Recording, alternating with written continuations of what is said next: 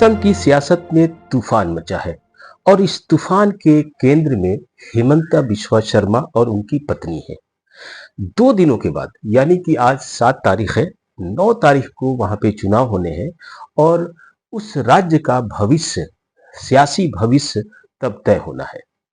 लेकिन इसी बीच जो तूफान है, ये तूफान की वजह है कांग्रेस के नेता पवन खेड़ा के द्वारा लगाए गए गंभीरतम आरोपों की सूची।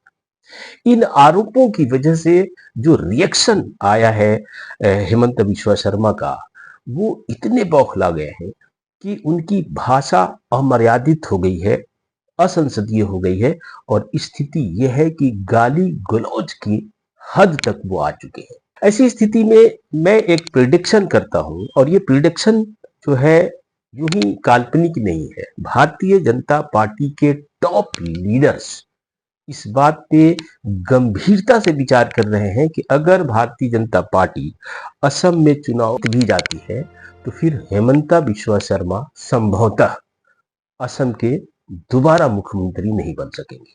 और यही कारण है कि हेमंता बिस्वा शर्मा लगातार आपाक होते जा रहे हैं।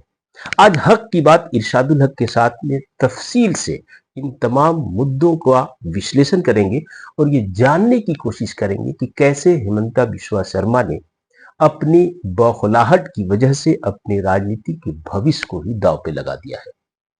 अब से 48 घंटे पहले पवन खेड़ा, जो कांग्रेस के राष्ट्रीय स्तर के नेता हैं और मीडिया एंड पब्लिसिटी डिपार्टमेंट के चेयरमैन हैं, उन्होंने एक प्रेस कॉन्फ्रेंस की।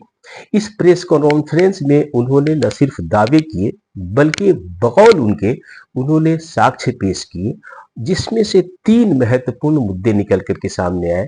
पहला ये कि हेमंता बिस्वा शर्मा और उनकी पत्नी रिंकी शर्मा का और उनके बेटे के नाम पर अमेरिका के वियोंग शहर में एक कंपनी है और इस कंपनी की टोटल जो वैल्यू है 52,000 करोड़ रुपए की है। पवन ने यह भी कहा कि यह कंपनी वहां इसलिए खोली गई है कि वो टैक्स हेवन है, वहां पर किसी तरह का टैक्स वगैरह नहीं लगता है, तो उन्होंने वहां एक कंपनी खोली है। ये पूंजी, ये दौलत कहां से आई उन्हें बताना चाहिए और उन्होंने बजाते कुछ डॉक्यूमेंट्स दिखाए और उस डॉक्यूमेंट्स के आधार पे दावा किए कि उनके पास 52,000 करोड़ की उनकी प्रॉपर्टी।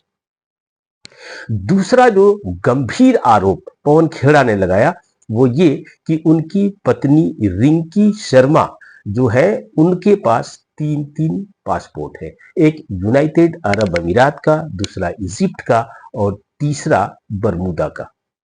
इन दोनों में से इन तीनों में से 2 देश मुस्लिम देश है और उन्होंने इशारा किया कि ये वही हेमंता बिस्वा शर्मा है जो असम से मुसलमानों को निकालने की बात करते हैं, लात मार करके भगाने की बात करते हैं और वही असम के मुख्यमंत्री की पत्नी की दौलत दुबई में है और उन्होंने बजाते सेल डीड दिखाया और बकौल उनके उस सेल डीड में इनके पास 2 प्रॉपर्टी है।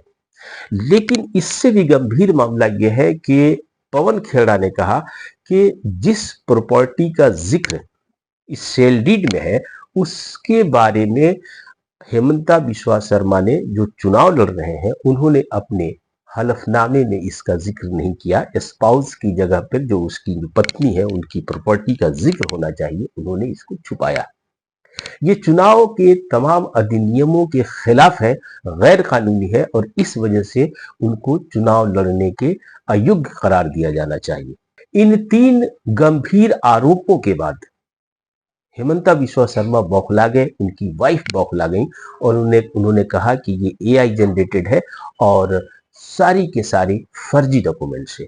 उसके तुरंत बाद उनकी पत्नी ने 2 केसेस किए, एक क्राइम ब्रांच में किया और एक पान बाजार में उन्होंने केस किया और केस करने के कुछ ही घंटे के बाद असम की पुलिस दिल्ली पहुंच गई और पवन खेड़ा को अरेस्ट करना चाह रही थी।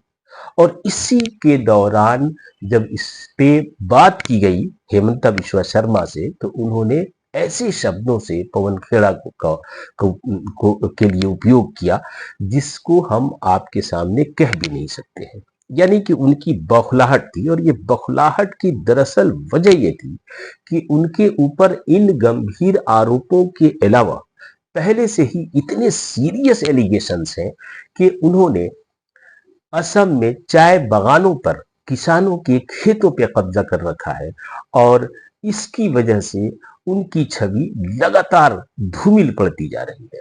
इसके पहले जैसा कि आपको पता है कि हेमंता बिश्वा शर्मा कांग्रेस में हुआ करते थे और जब उनके ऊपर गंभीर आरोप लगे तो यही गृह मंत्री अमित शाह है जिन्होंने भ्रष्ट कहा था और उन्हें अरेस्ट करने की बात की थी।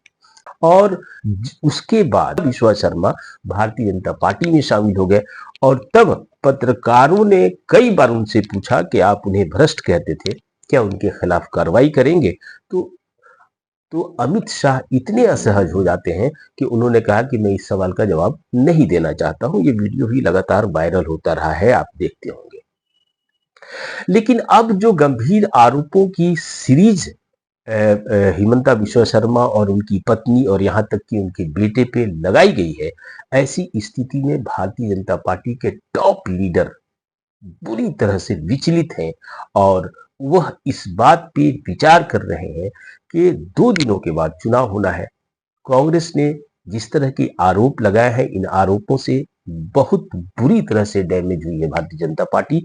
और अगर इन सब के बावजूद भारतीय जनता पार्टी सत्ता में वापिस आती है तो भारतीय जनता पार्टी संभव है कि संभव है कि हिमंता बिश्वा शर्मा को फिर से मुख्यमंत्री बना करके अगले 5 वर्षों तक फजीहत अपने सर पे नहीं ढोना चाहेगी।